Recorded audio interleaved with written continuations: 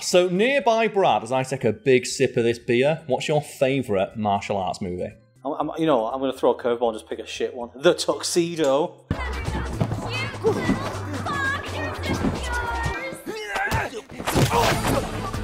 It's alright. Jackie Chan tried. Oh, you're cracking off on that cider. I'm going to put the mic right next to it. Yeah, that really expensive microphone. Get it nice and wet. There we go. What was that person who got, like, banned off Twitch because they shoved their mic up their ass? Do you remember that? No. Does anyone remember that story? Editor, put the screenshot of the headline of like. He did put a screenshot of the arse. Yeah, I'm pretty sure like some Twitch streamer got banned because they had one of those ASMR mics. The other one that and they put it in their ass. We're not going to do that. We're going to talk about Kung Fu Hustle. Kung Fu Hustle is a film in which a lovable loser played by Stephen Chow gets his shit pushed in by everything from a gang of fire axe wielding men wearing three-piece suits to a cobra. Widely regarded as one of the finest comedy and martial arts movies of the last 20 years, it was made partly as an excuse to just bring a bunch of retired martial artists out of retirement to give them one last hurrah. Something the film did by accident with the casting of Yuan Chow. And we did look up the pronunciation of this lady's name, and Stephen Chow himself says it's Yuan Chow. Because we found the interview where he's talking about it, some white dude goes, Yuan Q, and he's like, Chow. And he's like, oh, sorry, you can slap me if you want. And you can tell Stephen Chow is thinking about slapping that dude.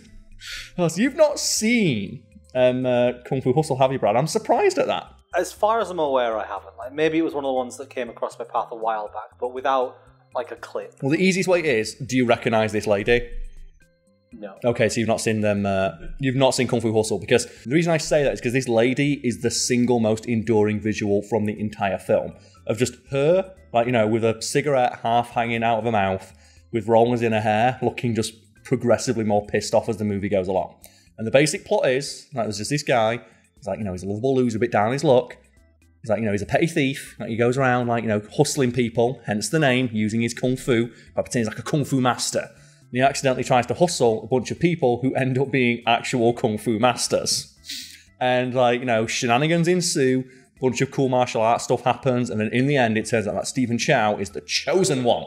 And he learns super cool martial arts after getting his shit pushed in by a cobra. Because the cobra bites him, and then he masters martial arts to expel the cobra venom.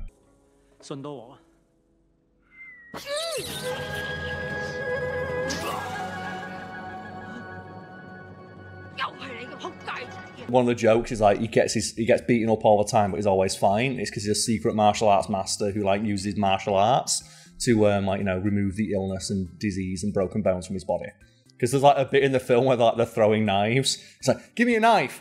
Puh! It's it's so good.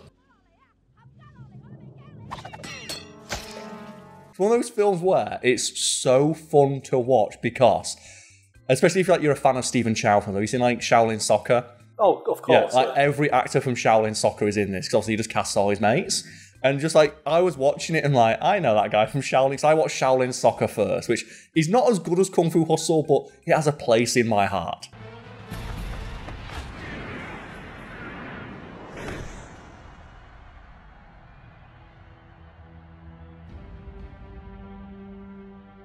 See, I was introduced to Shaolin Soccer not through the film itself, but through the viral clips that went around of people pretending it was real. Yeah, those clips from Kung Fu. It's people thinking that's stupid. It's these are the early days of the internet. I think the most recent modern one of them that I think still goes around every now and again is that clip from Never Back Down, the MMA film where it's the guy who does capoeira who gets punched midair. Yeah. That still goes around to this day on Reddit and stuff of cocky capoeira guy in a fight gets knocked out by MMA fighter. And it's no, it's a clip from Never Back Down.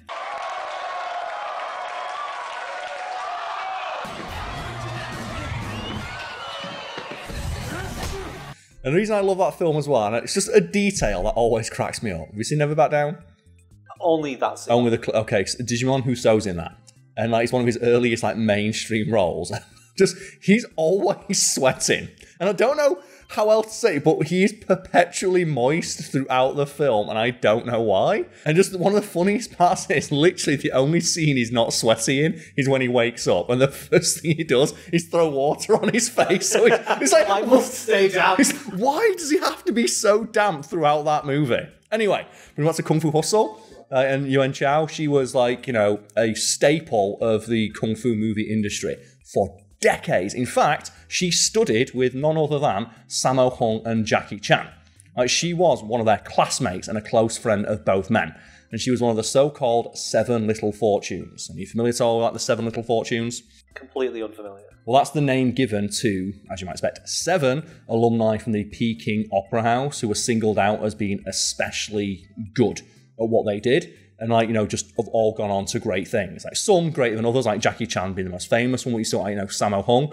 I personally love Sammo Hung. I miss Martial Law, which is a TV show where he's basically Rush Hour, the TV show, but it's just Sammo Hung. She was one of the 7 Little Fortunes, and contrary to the name, she did not have the best time in the industry, though she's got a few big roles before she appeared in Kung Fu Hustle, including Man with the Golden Gun. Stand back, girls.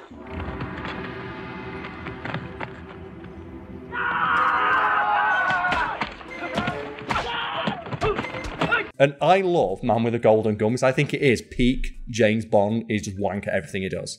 The films will tell you James Bond is the ultimate ladies' man. He's the ultimate ladies' man. He beats up all the bad dudes. He's like the coolest, but that's the one. Spy in the world. Yeah, he's the greatest martial artist ever, and that's the one where they send him to Japan and he stars alongside like actual martial artists like Yuan Chao, and you can see that Roger Moore does not know how to fight. But they pretend that he does because obviously he's James Bond, and it's so embarrassing.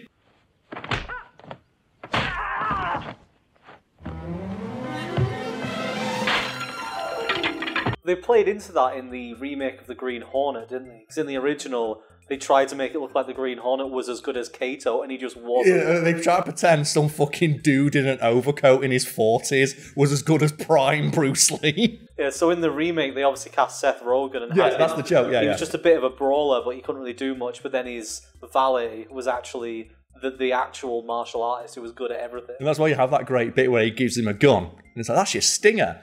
And it's like, well, you don't need a gun. It's like, well, yeah, I'm standing Bruce Lee. And I do like that film because they do have a nod to Bruce Lee where he's going through like his sketchbook. He's got a sketch of Bruce Lee doing the pose. I'm like, yeah. But I love that. One of my favourite genres of film is just like that period before like Jackie Chan and Bruce Lee came in and showed like Hollywood, this is what martial arts looks like. This is what people can actually do. Yeah, like that's why you watch Man with a Golden Gun and Yuan Chao's in that, and she's fucking awesome. And she kicks the shit out like 20 dudes, and Roger Moore's like... The expectation with fight scenes in Hollywood is definitely ramped up because if you look at the difference in, say, the lightsaber duels from the original trilogy to the fucking Ewan McGregor, Hayden Christensen duel in Revenge of the Sith... My favourite bit about that is, like, I know we always like harp on Star Wars, but... Do you know why they wave the lightsabers around like dickheads in those like original trilogy movies? I would hazard a guess that they might break if they did it too fast. That, and George Lucas told the actors pretend that they're heavy because this is a sword movie, it's a samurai movie. But lightsabers are made of light. Exactly, which he realised for the prequel, so he told the actors they weigh nothing, act as if they're not encumbering you at all.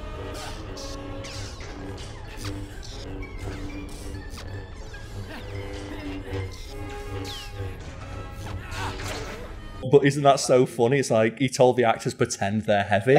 These are pretend. It's like because they had an actual master swordsman on set. Like he's the guy who was like the stunt double for Darth Vader for the dueling scenes. Yeah. And he was really annoyed at how shit the dueling scenes look. So they made him wear the big Darth Vader helmet and costume. It's like he was a fencing like world champion. And in the film, he's like, They're all that as well. Like Darth Vader, the difference between the Rogue One scene and then what's supposed to be like a few months later, where he just it's like the next day. It's like, you compare what Darth Vader does in like Rogue One, where he's like, and then you just see him like in fighting Obi-Wan. When we last met, you were but a learner. I was but a learner. Now I am the master. Slow swing. It never stops cracking me up because that's because George Lucas was offering lightsabers are heavy because this is a samurai movie, but not as good. Now I am the master. Only a master of evil, Darth.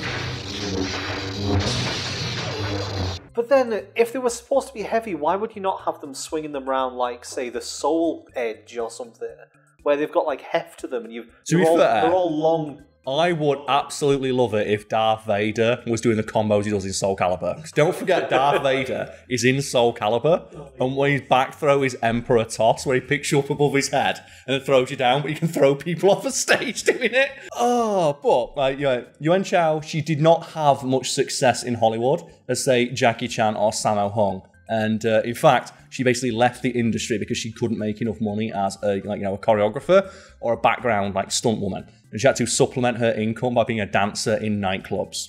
Like, keep in mind she could do backflips. So that must have been the sickest nightclub ever. I'm just imagining okay, and now coming to the stage is one of the 7 Little Fortunes. She just comes out and does that entire routine from Zoolander. He comes out and it's the 14 flips. How bad would you feel if you're one of the other dancers there? It's like you come out and just do sort of a little thing where you shake your hips, and then she comes out fucking flying around in the circles in the air. Exactly, but she was left with a sour taste in her mouth regarding the industry because, as she would later say, there were just no opportunities for women that weren't be in the background or be eye candy. It's but I could be more than that. I'm a martial artist. I'm as good as Jackie Chan. I literally studied with fucking Jackie Chan. I'm as good as he is. It's no, stand in the background. It's also, as well, it's an untapped market of never forget after Bruce Lee died, one of the, they just made another movie with Jackie Chan where they just said Jackie Chan's Bruce Lee. This is one of those moments in his career that he's ashamed of, where they basically made a sequel and pretended he was Bruce Lee. And they make Jackie Chan fight like Bruce Lee. And he's but I'm not Bruce Lee. He invented his own fighting style. He's Jeet Kune Do. That's not my fighting style. I fight he's the drunken master. I'm more into the wushu and stuff. It's no. Fight like Bruce Lee. And it's they just had this lady who was a sick, awesome fighter. Who was super cool, could do all. She was a stunt woman as well. And just they didn't want to cast her. She's you know what, fuck this. And she retired from the industry and spent most of her time smoking and playing mahjong, which is how she got cast in Kung Fu Hustle. Yeah, I was going to say, if she's retired, how did she end up getting cast in a film? So the story goes is that Stephen Chow, when he was casting for Kung Fu Hustle, he wanted to hire a bunch of people that he grew up watching because this is after Shaolin soccer and stuff where his star was rising and he had a bit of pull. So I want to use that to bring all of my heroes out of retirement. I want to showcase what they can do one last time. Expendables, but good. Yeah, Expendables with martial artists, basically. And that's why, and everyone in it is, a former, star of Hong Kong cinema. And he said it was really difficult to cast a lot of the roles because I envisioned these very specific people doing the roles. One of the roles that was the hardest to cast was the landlady at Pigsty Alley. And Pigsty Alley? That's the name, yeah. And that's the thing, you look at that woman, that's the landlady of Pigsty Alley. And for anyone who's not seen the film like Brad, the landlady of Pigsty Alley is a formidable woman who is a secret, badass former martial artist who is the master of the Lion's Roar. I love the trope of secret former master. Well, you're going to love this film because you go in and every person in the film is a secret former master. So they have a bit where it's just this guy who's I'm making curtains now, that's my job. And it's no, he's actually the secret Iron Hand master. And do you know that thing with the rings on the feet? He does that with the curtain rails.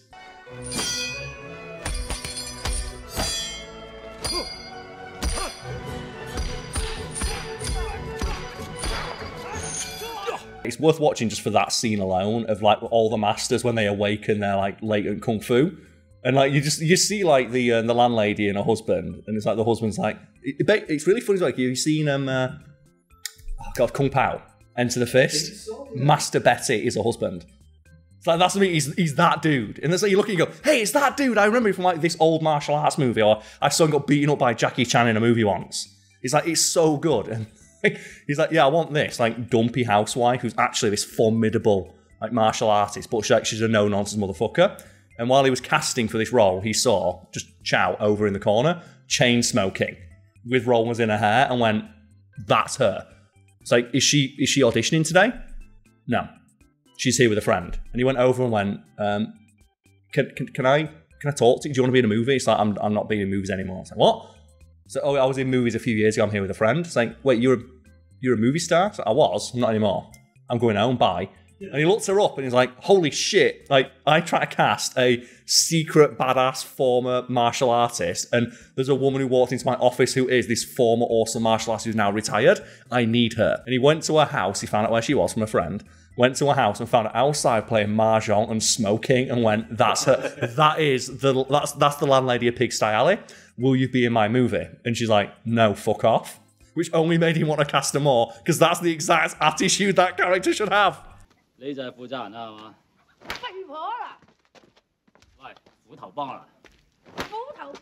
So did he keep pushing?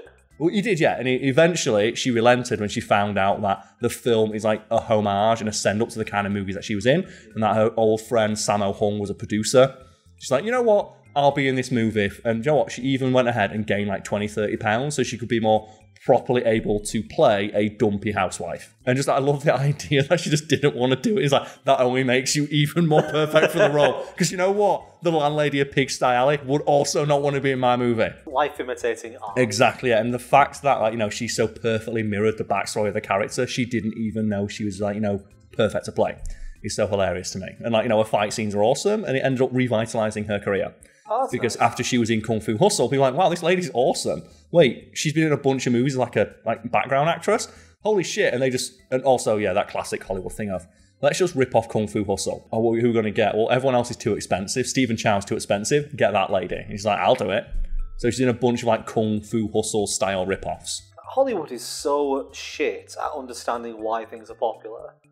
Like, if something does well, they don't go, it's done well because it's well made and it took this angle that nobody else saw. They go, oh, it's a Kung Fu movie, let's make more. Yeah, especially when it's like a Kung Fu movie. It's like, oh, people just want to see a comedy action Kung Fu movie. It's like, well, they want to see one that, well, one, it needs to be funny, and two, the Kung Fu needs to actually be competent. Yeah, and it's also the fact that somebody had a clear idea of what they wanted to do, and they put it together properly, and put the effort in to get the right people to do it. So we mentioned Jackie Chan, haven't we? Like, how many times we talked about the story of when Jackie Chan, because like, if anyone's ever wondered, like, why does Jackie Chan not do as much, like, Jackie Chan style like action in like Rush Hour, for example, or like Shanghai Nights, or like The Tuxedo, which you mentioned?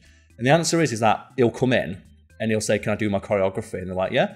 And he'll do it and go, oh, that wasn't good. Can I do another take? And like, no. Jackie Chan will do, like we've talked about, he did 1,000 takes once for the like the badminton scene in Armour of God, I think it is. Yeah. Where they're kicking the thing. It's like 1,000 takes to get it exactly right. Like, but in Hollywood, they don't do that. They'll do one shot and then just do pickup shots and just like, you know, fix it in the edit. It's like, but I can do it. Just give me another chance. It's like, no. And I want to put forward the remake of The Karate Kid. So there is one reason I hate this, and I'll say after. Is it because he learns kung fu and not karate? It's exactly the reason. And the fact they hired a Chinese guy to like play when kung fu is Chinese and karate is Japanese, and Hollywood's like, it's the same thing. And that's the thing. We're not saying that, but you know Hollywood execs went, it's the same fucking thing. It's like, no, it's not. They're two distinct martial arts from two very specific regions of the world that are very proud of their, you know, that specific martial arts like relationship to their heritage and their nationality. That it infuriates me that they named it that when like the film itself is. They could have called it The Kung Fu Kid. Yeah, and everybody would have still known what it was. But the scene when he first fights he fights a group of kids, and obviously they don't want him to do what Mr. Miyagi did, just beat the shit out. The thing is though, I love when they do that, and I've got another scene I want to mention for the editor where a martial artist beats up a bunch of children. What's that scene? Just so we go sit and I'll talk. I was there, yeah. The one with Jackie Chan, the way he fights them is by, it's almost like no contact. Oh, so, what would it be? Tai Chi. Yeah, so he redirects all the blows, he ends up tying them up with their clothes and that kind of thing.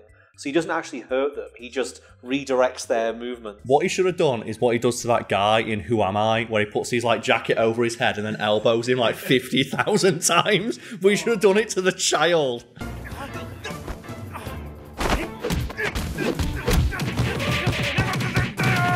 That's the tie scene, isn't it? Where the guy takes his tie off. Yeah, which is, Oh god, it's so funny.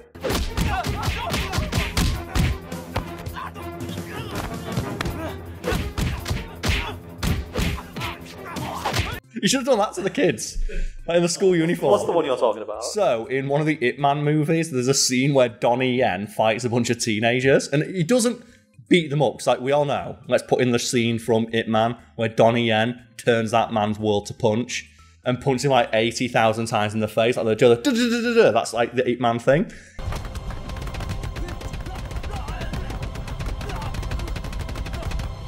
He doesn't do that, but it's a fight scene where he fights a bunch of kids and all he does is slap them.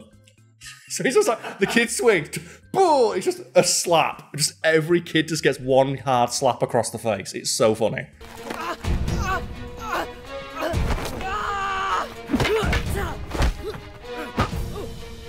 It's like if we've got to talk about a martial arts movie, we've got to talk about like the other scene in Ip Man, where it's like the guy attacks him and his wife in like the elevator. And it's like, you don't attack Ip Man, but you also don't attack his wife. And what he does is, like, his wife's giving him shit for being like, you do this stupid martial arts stuff, what does martial arts do? And then she like sees her husband like doing the martial arts while he's like moving her around the elevator to protect her. And you just see like, I'm going to have another kid. She just the look in her eyes is like, I'm going to get another kid out of this guy. Like, I'm going to ride in like a prize stallion tonight. And he just pushes her out of the elevator. The door's shut and he just looks her in the eye and goes, like, I know what I'm about to fucking do. And he just annihilates the dude.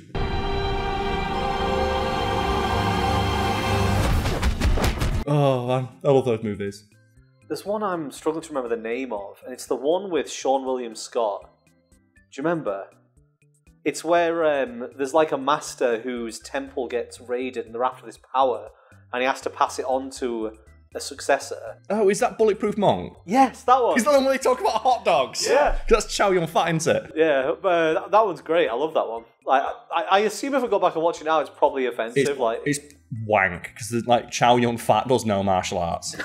I don't think he's really a martial. He's an action dude.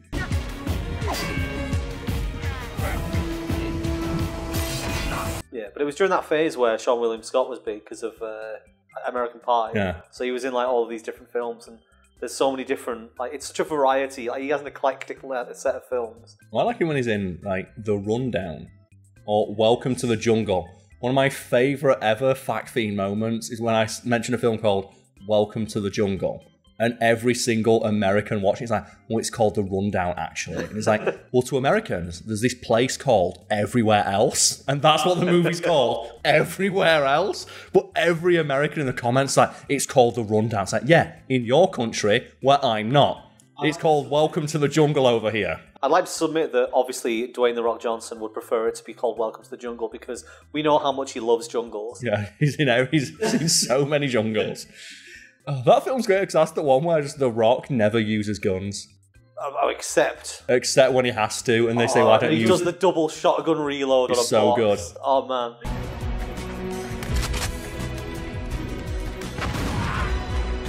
What's the best, gun reload? That's not the Terminator one. And why is it? I think it's Evil Dead 2, 3, Army of Darkness, where Bruce Campbell throws a shotgun into the air and slides on like a rappel and then catches the shotgun to reload it.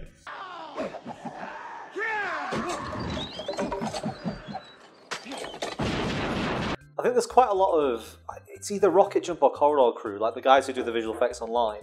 One of them did a video that was like over-the-top reloads, and it was like the ones where they throw it in the air and do like flips and shit and catch it in the gun. I remember that being really entertaining to watch. I also like the ones in Devil May Cry. Lady, we're speaking awesome, female action stars. Lady in the Devil May Cry series, where her gimmick is, I just use guns. That's a whole shtick. And there's a scene where she's just fighting with guns, and she has a dress, but her dress is just made of magazines for guns, and that's it. And then you get to a point where she's got no bullets left, so she fires a rocket launcher, which throws all of her guns into the air. Because she just throws guns away when she's finished using them. And then she just spins around with her guns in her hands and reloads. Sounds very much like Reaper, Overwatch Reaper. It's so dumb, yeah. He throws the shotguns away when you don't reload, you throw them away. Well, I love that idea as well. That's what she does. It's like, wow, it's quicker to just throw the gun away and get a new one. It's like, yeah, just enjoy more action movies like Devil May Cry, Kung Fu Hustle.